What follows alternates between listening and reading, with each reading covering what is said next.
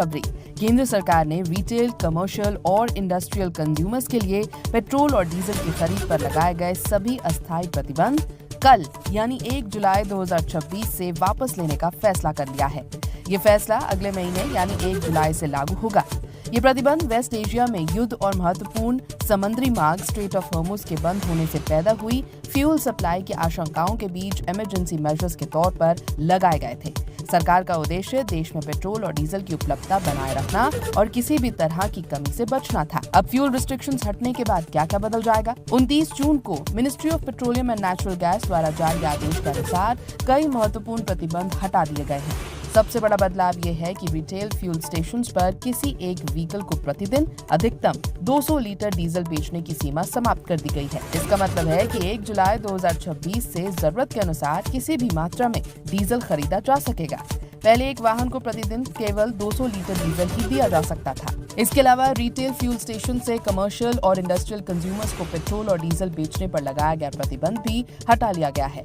इसका मतलब है कि अब कमर्शियल और इंडस्ट्रियल कंज्यूमर्स केवल अपने कंज्यूमर पंप्स पर निर्भर नहीं रहेंगे, बल्कि सामान्य पेट्रोल पंप से भी अपनी जरूरत के अनुसार फ्यूल खरीद सकेंगे। सरकार ने ये प्रतिबंध इसलिए लगाए थे ताकि ग्लोबल सप्लाई डिस्ट्रप्शंस के दौरान देश के अलग अलग हिस्सों में फ्यूल शॉर्टेज न हो जाए। आदेश में ये भी कहा गया है कि ये टेम्पररी मेजर्स जनहित में आवश्यक थे ताकि मोटर स्पिरिट और हाई स्पीड डीजल की सप्लाई बनी रहे और इनका इक्विटेबल डिस्ट्रीब्यूशन तथा फेयर प्राइसेस पर अवेलेबिलिटी सुनिश्चित की जा सके। अब प्रतिबंध क्यों हटा दिए गए हैं?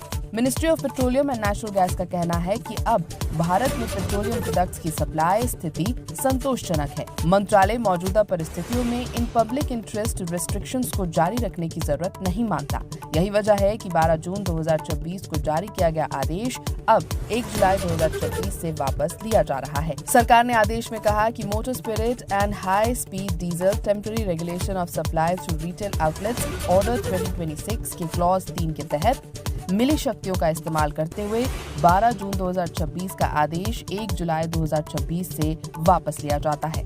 सरकार का कहना है कि प्रतिबंध हटाने का फैसला इस बात का संकेत है कि देश में फ्यूल सप्लाई सामान्य हो चुकी है और फ्यूल डिस्ट्रीब्यूशन सिस्टम भी अब पहले की तरह सुचारू रूप से काम कर रहा है।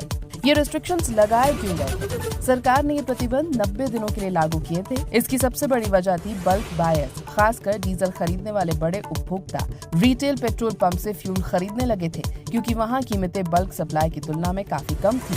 दिल्ली में रिटेल पेट्रोल पंप्स पर डीजल की कीमत 95 रुपए 20 पैसे प्रति लीटर थी, जबकि बल्क सेल्स के लिए इसकी कीमत 134 रुपए 50 पैसे प्रति लीटर थी। ये बड़ा प्राइस डिफरेंस इसलिए बनाया गया था क्योंकि वेस्ट एशिया में युद्ध शुरू होने के बाद स्टेट ओन्ड ऑयल कंपनीज आम उपभोक्ताओं पर बढ़ती लागत का बोझ कम रखना चाहती थी।